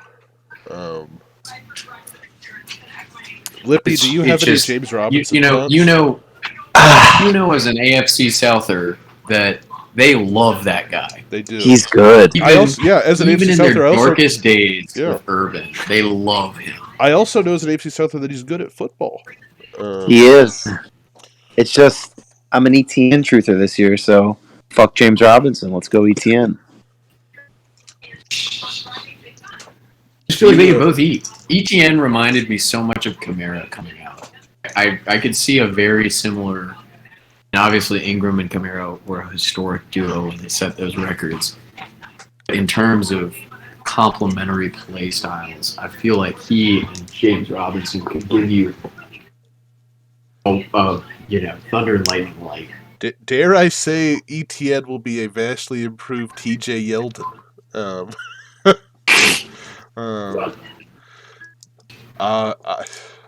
I don't know about the James. I feel like ETN will get the bulk of, but obviously, there are plenty of situations where you don't need to get all of the work. That's why I like Kareem Hunt at 6'7". I don't think that's a bad pick. So I think definitely James Robinson could have value. Yeah, I just think that when we're looking at some of these picks, there's value to challenging the assumptions that we make. about offenses proficiency in particular. I mean, what do we do if Trevor Lawrence just comes out freaking firing and keeping them in games just by being the spectacular quarterback we all thought he was? There's going to be some receiver value there. I do not think the Jags will be worse. I think anyone that watched them play will think that. I don't know. You can almost write in 4 wins against the Titans and Texans. So, well, hold on. You know, I mean, there's a chance they're pounding the rock a little bit more this year. Does that mean Christian Kirk's a value then? Because, I mean, someone's got to catch a ball there. I guess I do kind of. Patriots wide receiver never begs to differ. As the proud owner of Christian Kirk at 9-11, I do think there's a little value there. I like that pick. Looking back on it, I do like that pick. Who's the other guy? Who's the other one they signed? Zay Jones, is that correct? Zay Jones. Zay Jones got paid too. Yep. But Zay Jones is free. You can just sign Zay Jones. Yeah. What about Marvin? And I mean, Biscuit's still there. Where'd DJ Chark go? Is he on the Lions? I have so much Marvin Jones shares across my dynasties for some unknown reason. Big Marvin Jones guy. I also am too. I think Marvin's the guy I would prefer at cost to Christian Kirk. Marvin's free. Did any of them get drafted in this mock? Kirk, I got Kirk in the 9th. I think that's a fun. But I think if this draft went 20 rounds, I don't think Marvin Jones gets drafted. Maybe DJ Chark is he a Lion? Yeah, DJ Chark's a Lion. The Lion. Buddy. I thought the news about him was very poor. No, I don't think so. DJ Chark. I thought he was not having a good camp. You thinking of Galladay? No. Galladay's he's a shell of him. He got his money and he's done. He pulled the Michael Thomas. He didn't get drafted 6th overall, so not quite. It's pretty much the same thing. Interesting. Yeah, I think the Jags will be okay. I think they'll split with the Texans. Because I don't want to get carried away because this is a conversation we could have an AFC South pod, but I think Davis Mills is going to have an above average year, and I think wait that's top 15 quarterback. I think Davis Mills has an above average year. Oh God! So that's the 15th best quarterback in the league. As a preview to the draft book, I am nominating him as a quarterback for $1 in our auction draft September 4th, and I will start him if no one stops me from drafting him. But, we'll see. Let's see. What's the Texans' opening schedule? Indy at home, free Week dub. 3 Bears. Week 3 Bears, Week 5 Jags, Week 4 Chargers. That's going to be a big point-scoring game. Week 3 at Woodrow. See everybody there. Davis Mills might not survive Week 4 with Khalil Mack coming from one side and Joey Bosa coming from the other. Look, all I'll Khalil say... Mack's washed. I don't think Khalil Mack's washed.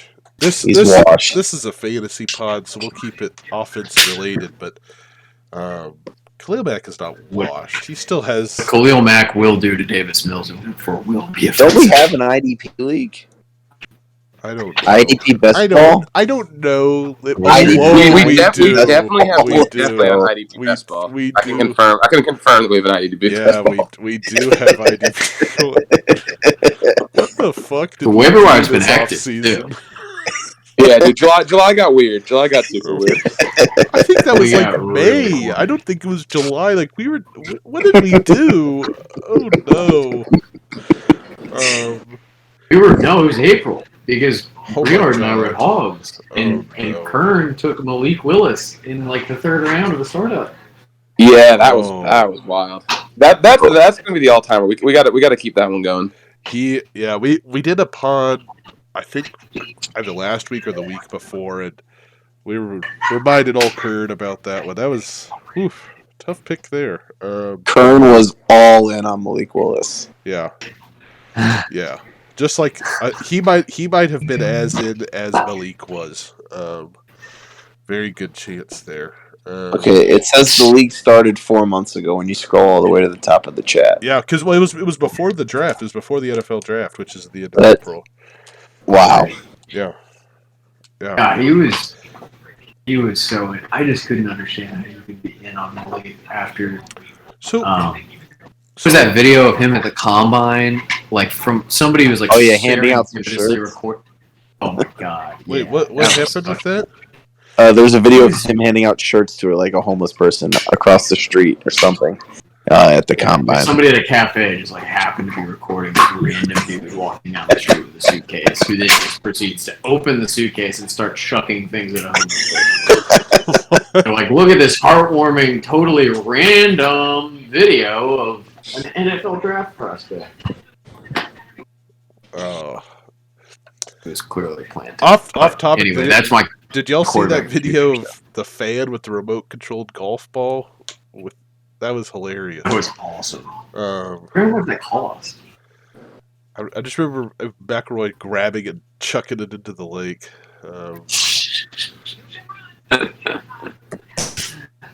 Yeah, I might bring that into the office. What is this meme dub we're getting, Liffy? Let's look at these. Well, one of them is one that Hoot and Andy have not seen yet. The other one was just a fresh one I saw on the Twitter. There was some really like hateful tweet about the Gino and Drew Lock QB competition today, saying how they're just both fucking horrible. I was gonna make a joke that's what it was. That's actually what it was. I mean, no, it was like straight. Oh, up, it's Pete Carroll saying, "I don't know what I'm gonna do. We're trying to figure it out. Both guys have their weaknesses, and we don't know what we're gonna do." Yeah, and like the beat reporters calls it like the most pathetic QB competition of all time NFL history or something like that. It's like, god damn. But I mean, that just leads. It goes back to Hoot's DK Metcalf point. I mean, why would you want? Where did Tyler Lockett get drafted? Lockett got drafted 9-1. That 9th round just has some shitters. Robert Woods at 9-9. My God, I might have to change my favorite pick. That's beautiful. I mean, Bob Woods might be the wide receiver 1 for the Titans this year. I think he's definitely. He 1,000% is. Yeah, that's a good pick then, right there. 1,000%. But the question is that role? Yeah, how much is that worth? Yeah. I don't think it's worth shit. I mean, wait. So if he is 100%, or he said 1,000% the wide receiver 1, you don't think that's worth what? 1,100 yards, 1,000 yards, 1,100 yards, and 7 touchdowns? No. AJ never had 1,100 yards. I think Robert Woods will hit 1,000 yards. Will not. I will put quite a bit of money on that. Well, how many games are the Titans winning? How many games the Titans winning? 8 games. I sneaky think they could win a lot of games. So wait, Andy, you don't think anyone on that team has 1,000 yards? No, not a chance. That's fair. It's interesting. I mean, we've barely had one for the past 3 years when we've been good. Yeah, AJ Brown's barely reached 1,000 twice. That's why they had to trade him away, because they don't like good receivers in Tennessee. They were like, all right, we warned you after your sophomore year. You came back and posted 869. That's too many. Little too productive. 5 touchdowns. That's almost a Deebo Samuel. That's what the GMs call it. No, I don't think Robert Woods does much, but I do think that he is the wide receiver 1 and will look good. Do you think as a Titans fan, I'm just gonna ask you, do you think Treylon Burks is draftable in redraft? No. Would you rather draft Treylon Burks or Romeo Doubs? Or do you think neither are draftable? That's a fine answer, too. I think Dobbs. No, I like Dobbs. Okay. I don't like him a lot, but You like him more than I take Traylon? him over Burns. There's no Romeo Dobbs reminds me of The- Geronimo Allison. Didn't Geronimo Allison just get cut? He just, Sure you know, did. anyone. Like It's easy to Cleveland. hype up a Rodgers potential wide receiver person, and Is that who he was shit talking last week? It was one of them. I mean, he shit talked the entire wide receiver group. What was Randall Cobb doing talking shit? Like, either step up or we'll find someone who can't. Dude, you're not doing anything. What? Come on, He's not Randall. auditioning for the wide receiver coach position. I think Randall Cobb's getting like $8 million this year too. Oh, it's not good. The Packers are such a strange organization, Lippy, and they're going to win so many more games than the Texans, and they've got so much more talent. So I'm not saying Packers bad.